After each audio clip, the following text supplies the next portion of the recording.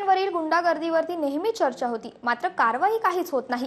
Toll कर्मचाऱ्यांकडून वाहनधारकांना मारहाणीच्या घटना दररोज घडतच आहेत। कोल्हापूर जिल्ह्यातील किणी टोल नाक्यावरती ट्रक चालकाने टोल दिला नाही म्हणून त्याच्यावरती जीवघेणा हल्ला केल्याची घटना घडली आहे। या हल्ल्यामध्ये ट्रक चालक गंभीर जखमी झाला असून गेले 3 दिवस त्याच्यावरती अतिदक्षता विभागामध्ये उपचार सुरू आहेत। पाहूयात या संदर्भातला हा एक रिपोर्ट। शिराळा तालुक्यातील संजय भीमराव कडवेकर हे ट्रक चालक पुणे बेंगलोर महामार्गावरील किणी टोल नाक्यावरून शनिवारी ट्रक घेऊन कोल्हापूरकडे निघाले होते। टोल नाक्यावर टोल न भरता ते कोल्हापूरकडे गेले। टोल नाक्यावरील कर्मचाऱ्यांनी ट्रकचा पाठलाग करून चालकाला पकडलं आणि टोल नाक्याच्या कार्यालयात आणून लाथा बुक्क्यांनी बेदम मारहाण केली आहे। यामध्ये संजय गंभीर जखमी झालेत। त्यानंतर संजय यांच्याच मोबाईलवरून त्यांच्या भावाला फोन करून त्यांना नेण्यास सांगितलं। संजय यांचे भाऊ पोपट कडवेकर यांनी त्यांना अँब्युलन्सने कोल्हापूरला आणून खासगी रुग्णालयात दाखल केलंय। संजय यांच्या गुप्तांगावर जबर मार बसल्यानं ते अस्वस्थ आहेत। 100 रुपयांचा टोल त्यांच्या जीवावर बेतलाय।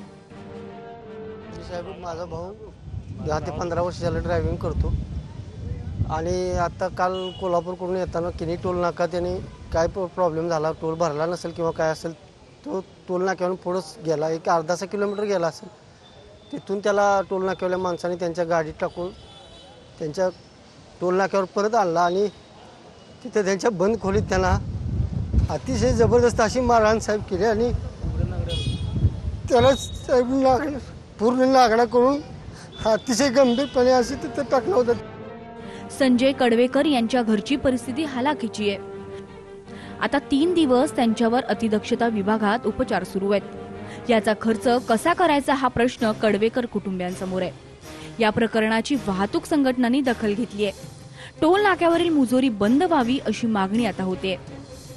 किणी टोल नाक्यावर जो काल घडलेला प्रकार जो आहे तो फार घृणास्पद असून याच्यावर पोलिसांनी मारेकरांना अटक करावी ही मी असोसिएशनतर्फे मागणी करतोय आणि वारंवार होत असलेले हे जे गुंडेगिरी पद्धतीचे प्रकार चाललेला आहे किणी टोल नाक्यावर तो थांबवावा हीच नम्र विनंती आहे।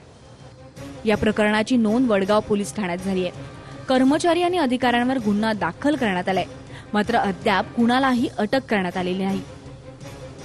संभाजी थोरात, कोल्हापूर।